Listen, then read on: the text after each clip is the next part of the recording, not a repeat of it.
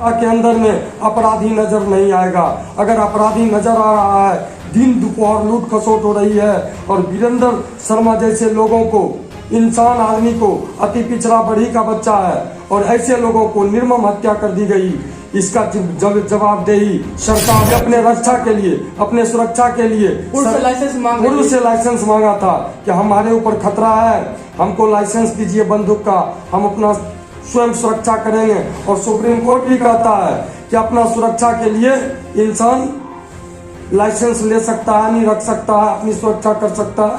अपनी सुरक्षा करने के संपूर्ण अधिकार हमें संविधान से मिली। स्थिति क्राइम के क्षेत्र में बहुत गंभीर है। कोई आदमी ऐसा नहीं है, डर लगता है लोगों को निकलने में। दिन पर दिन घटनाएं हो रही है और कब क्या हो जाएगा, कब किसकी मौत आ जाएगी, ये कोई नहीं जानता इतना। और इसका मूल कारण है बेरोजगारी, महंगाई, ये भी एक कारण है। बेरोजगार लोग हैं, महंगाई बढ़ी है और ये शराबबंदी जो कानून है, शराबबंदी करना अच्छी बात है, लेकिन शराबबंदी का दुष्परिणाम नहीं सोचने के कारण शराबबंदी का साइड इफेक्ट बहुत बड़ा। बेरोजगारी और शिक्षा का स्थिति बदतर है। समाज के अंदर में जो विद्यालय चल रही है सरकार के द्वारा, उसमें गुणवत्तापूर्ण शिक्षा नहीं है। सरकार की मानसा शिक्षा पर सही नहीं है। सरकार अगर चाहे तो शिक्षा प्रणाली को मजबूत कर सकता है, लेकिन सिद्धांत विहीन सरकार होने के कारण शिक्षा मजबूत नहीं हो रहा है। 24 घंटा में शिक्षा नीति मजबूत हो जाएगी, सरकार मानेगा? नहीं मानेगा। हम कहते हैं जितना सरकारी विद्यालय है उसमें वही जो बच्चा सरकारी स्कूल में पढ़े उसी को सरकारी नौकरी मिले, तो कल डीएम का बेटा हो या पीएम का बेटा हो सरकारी विद्यालय में ऐसा नहीं करता है। जो सरकारी विद्यालय में पढ़े उसी को सरकारी नौकरी का जो है प्रावधान कर दे, तो सारे लोग सरकारी, इसका बेटा बीडीओ का बेटा, सीओ का बेटा पढ़ेगा ना, तो वहाँ एक गुणवत्तापूर्ण शिक्षा मिलेगी, उसमें संस्कार मिलेगा, अपराध पर कंट्रोल होगा, ज्ञानी विद्वान लोग पैदा लेंगे, मानववादी पैदा लेंगे, और जब मानववादी पैदा लेंगे ये दानव अपराधी। प्रशासन से क्या मांग करना चाहेंगे? हम लोग देखिए गोली मार हत्या कर दी गई, कोई भी तो क्या मांग? देखिए हम तो प्रशासन से यही कहेंगे कि प्रशासन इस घटना का संज्ञान ले और इनको सामाजिक न्याय दिलावे, स्पीड ट्रायल चला करके जो अपराधी है उसको अति शीघ्र सजा दिलवाए। नमस्कार, आप देख रहे हैं डीएन सिटी लाइव न्यूज। मैं हूं निकेश सिन्हा। जैसे कि आप जानते हैं कि बेगूसराय में जब जनप्रतिनिधि सुरक्षित नहीं है तो आम जनता कैसे सुरक्षित होगी। आए दिन आपराधिक घटना हो रही है। जिस तरीके से बेगूसराय के पन्ना पंचायत के मुखिया की दिन दहाड़े गोली मार हत्या कर दी गई, उसी मुद्दे पर हमारे साथ बात करने के लिए मौजूद है जनतांत्रिक लोकहित पार्टी के राष्ट्रीय उपाध्यक्ष डॉक्टर रामोदय शर्मा। आइए उनसे जानते हैं कि सर, जैसे कि आए दिन बेगूसराय में हत्याएं हो रही है, जबकि बेगूसराय में जनप्रतिनिधि सुरक्षित नहीं है तो आम जनता की सुरक्षित होगी, इस मुद्दे पर क्या कहना चाहेंगे? देखिए, सबसे बड़ी चीज है कि लोकतंत्र में वर्तमान जो स्थिति बनी हुई है, सिद्धांत विहीन राजनीतिक दल अगर विधानसभा में जाएंगे तो देश और समाज और प्रदेश की विधि व्यवस्था कभी अच्छा हो ही नहीं सकता। आज की दौर में इसका सबसे बड़ा दोषी जनता भी है। जब चुनाव आती है, बाबा साहब डॉक्टर अंबेडकर ने इन लोगों की अपनी मान सम्मान, रक्षा और सुरक्षा के लिए वोट का अधिकार दिया कि आपका वोट और कहाँ डालना है इसको सिर्फ समझने की जरूरत है। जब वोट का समय आता है तो हम लोग गलत आदमी को चुनाव में जिता देते हैं, विधानसभा में वैसे लोग चले जाते हैं, जिसके कारण गलत लोग जब विधानसभा में जाते हैं तो अच्छे लोग विधानसभा से बाहर रहते हैं। तो उस परिस्थिति में जो विधानसभा में कानून बनती है वो कानून सही हो ही नहीं सकता, क्योंकि सिद्धांत विहीन राजनीतिक दल और सिद्धांत विहीन व्यक्ति अगर विधानसभा में जाएगा तो वहाँ जब विधि ही अच्छा नहीं बनेगा तो उस प्रदेश की व्यवस्था क्या सुंदर होगी। तो अभी वर्तमान सरकार के पास वैसा कोई विधि व्यवस्था के प्रति उतना कोई संवेदनशीलता, सिद्धांतवादी नीति नहीं है, जिसका उपज है कि आपके बिहार में खास करके अपराध की ग्राफ बढ़ रही है। रह गई बात, एक चीज और है, जो समाज अपना समाज का आवाज नहीं उठाते हैं, उस समाज, उस कौम का वो व्यक्ति लाश उठाने के लिए तैयार रहते हैं। आज वही दिन है, खास करके बड़ी समाज को देखिए, बड़ी समाज की स्थिति खास करके बिहार में हर क्षेत्र में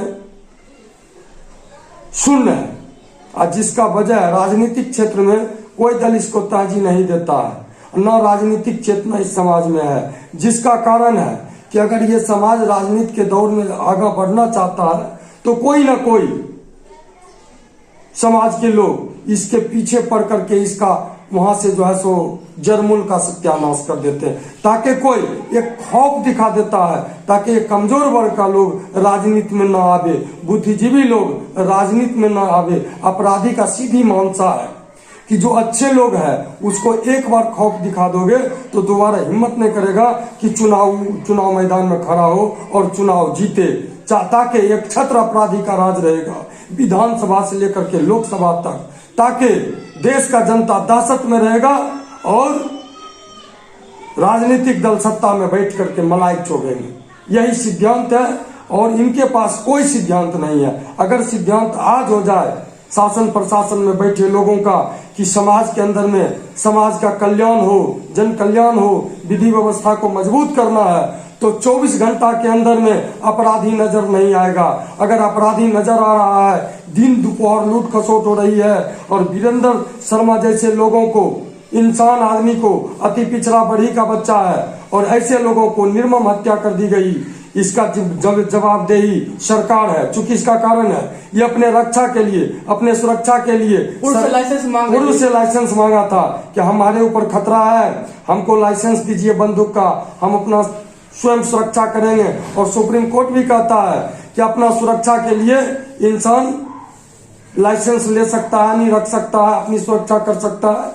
अपनी सुरक्षा करने की संपूर्ण अधिकार हमें संविधान से मिली हुई है, फिर भी उस सुरक्षा करने लायक हम लोग को नहीं रखा जाता है, तो इससे बड़ा और क्या हो सकता है। इसमें सरासरी सरकार दोषी है। यहाँ के डीजीपी जो नए डीजीपी बने हैं वो कहते हैं कि अपराधी को दौड़ाओ, यहाँ तो पुलिस दौड़ते नजर आ रही है, जैसे पुलिस की शराब खोजती है। देखिए कथनी और करनी करती है, कथनी और करनी में बहुत अंतर है। जब तक सरकार की मानसा इच्छा शक्ति समाज के प्रति सही नहीं होगा, नीति मूल्य सिद्धांत वक्तव्य और कार्यक्रम पर जब तक सत्ता नहीं आएगी तब तक जितनी बातें लोग बोल रहे हैं सत्ता में बैठे वो बेकार की बातें होगी।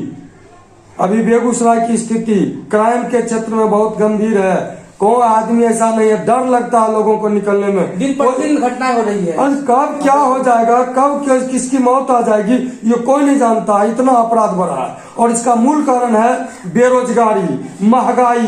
ये भी एक कारण है, बेरोजगार लोग हैं, महंगाई बढ़ी है। और ये शराबबंदी जो कानून है, शराबबंदी करना अच्छी बात है, लेकिन शराबबंदी का दुष्परिणाम नहीं सोचने के कारण शराबबंदी का साइड इफेक्ट बहुत बड़ा हुआ है। अब लोग शराब नहीं पीते हैं तो वो लोग चरस, अफीम, गांजा वगैरह क्या क्या होता है नशीला पदार्थ का सेवन करते हैं। लड़के लोग जो है बेरोजगार हो गए हैं, वो क्षण पैसे पर बिकाऊ हो रहे हैं। अब वैसे वैसे लोग क्राइम कर रहे हैं, रोड पर माँ बहन जा रही है, 50 रुपया 100 रुपया छीन छोड़ के लिए अपराध कर रहा है। ये परिस्थिति आ गई है। इसका मूल जड़ अपराध का जो है सो बेरोजगारी भी है, महंगाई भी है, कमर तोड़ महंगाई, बेरोजगारी और शिक्षा का स्थिति बदतर है। समाज के अंदर में जो विद्यालय चल रही है सरकार के द्वारा, उसमें गुणवत्तापूर्ण शिक्षा नहीं है। सरकार की मानसा शिक्षा पर सही नहीं है। सरकार अगर चाहे तो शिक्षा प्रणाली को मजबूत कर सकता है, लेकिन सिद्धांत विहीन सरकार होने के कारण शिक्षा मजबूत नहीं हो रहा है। 24 घंटा में शिक्षा नीति मजबूत हो जाएगी, सरकार मानेगा? नहीं मानेगा। हम कहते हैं जितना सरकारी विद्यालय है उसमें वही जो बच्चा सरकारी स्कूल में पढ़े उसी को सरकारी नौकरी मिले, तो कल डीएम का बेटा हो या पीएम का बेटा हो सरकारी विद्यालय में आके पढ़ेगा। लेकिन ऐसा नहीं करता है, जो सरकारी विद्यालय में पढ़े उसी को सरकारी नौकरी का जो है प्रावधान कर दे तो सारे लोग सरकारी स्कूल में पढ़ेंगे।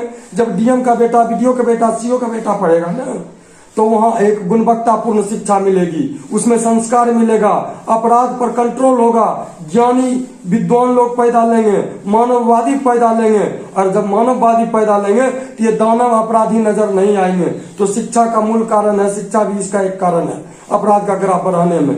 हम तो सरकार से मांग करते हैं समान अनिवार्य शिक्षा लागू करो, शिक्षा की बहुत निहायत जरूरी है। और जो बच्चा सरकारी विद्यालय में पढ़े उसी को सरकारी नौकरी दो, और जो विद्यालय निजी, जो बच्चा निजीकरण में पढ़े, निजी विद्यालय में पढ़े, उसको निजीकरण में नौकरी दो, तो कल से विद्यालय का शिक्षा व्यवस्था मजबूत हो जाएगी। इसमें कुछ करना है क्या? सरकार की मंशा गलत है, वो एक बार शिक्षा नीति में जो है संशोधन करके इस बात को रख दे, समान अनिवार्य शिक्षा लागू कर दे, बंगी का बेटा हो या हो राष्ट्रपति का संतान, सबकी शिक्षा एक समान कर दे, तो वहां से भी अपराध कंट्रोल होगा।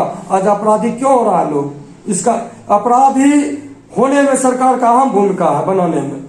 बेरोजगारी पर कंट्रोल करे, महंगाई पर कंट्रोल करे। तो आप बेगूसराय प्रशासन से क्या मांग करना चाहेंगे? हम लोग देखिए से गोली मार हत्या कर दी गई, कोई भी तो आप क्या मांग? देखिए, हम तो प्रशासन से यही कहेंगे कि प्रशासन इस घटना का संज्ञान ले और इनको सामाजिक न्याय दिलावे, स्पीड ट्रायल चला करके जो अपराधी है उसको अति शीघ्र सजा दिलवाए। और अगर जिला प्रशासन 5 दिन के अंदर अपराधी को गिरफ्तार नहीं करते हैं तो हम जनतांत्रिक लोकहित पार्टी अपने तरफ से आंदोलन आरंभ करेंगे। संवैधानिक तरीके से सरकार को मानना होगा, क्योंकि 2 बात होता है लोकतंत्र में। सदन में जो जीत के जाते हैं वो सदन में बोलेंगे, जो नहीं जीत के गए हैं तो सड़क से जनता का आवाज उठाएंगे। लेकिन जनता के कल्याण के लिए कुर्बानी भी देना पड़ेगा तो वो काम करेंगे। तो वीरेंद्र जी के लिए इतना तो जरूर करेंगे। और आपके चैनल से हम मांग करते हैं कि अगर ये चैनल का आवाज सरकार तक पहुंचे तो हम उनसे मांग करेंगे कि वर्तमान जो मुखिया मरा है इसकी रक्षा सुरक्षा अति शीघ्र करने का प्रयास करवाए। वहाँ उनके परिवार को लाइसेंसी बंदूक दे, जब तक सुरक्षा करे उसकी, उसके बाद लाइसेंसी बंदूक। अगर उनको पहले लाइसेंस मिल जाता तो ये घटना नहीं घटती। चूंकि देखिए मेन कारण है बड़ी समाज का लोग जो होता है ना, ये अभी सबसे निचले पौधान पर है। इनका कोई ऊपर में ना सांसद है ना विधायक है, ना इनके प्रति किन्हीं का सोच है सरकार की, जिसका दुष्परिणाम तो बड़ी समाज को भोगना ही पड़ेगा। क्योंकि ये एकजुट नहीं है। जिस दिन एकजुट हो जाएगा तो इसका जनसंख्या 8.5% पूरे भारत में है, किसी से कम नहीं है। फिर भी ये जो आज आजाद देश में गुलामी की जिंदगी जी रहा है, इससे ज्यादा दुर्भाग्य क्या होगा? जो कौम अपने समाज का आवाज नहीं उठाएगा वो लाश उठाने के लिए तैयार रहेगा। तो बड़ी समाज का स्थिति बनी हुई है। इससे पूर्व भी संतोष शर्मा थे जो कि दलितों की आवाज उठा रहे थे, उनको भी हत्या हो गई, अभी तक कोई जांच नहीं हुई। उनकी बात तो क्योंकि उसका समाज सोया हुआ है। जो कौम सोया है वो कौम क्या कर सकता है? उसको कभी न्याय मिलेगा? इसके लिए जो समाज का लोग है उस समाज के लोगों को जगना होगा, उठना होगा, संघर्ष करना होगा, लड़ना होगा, अन्यथा कोई विकल्प नहीं है।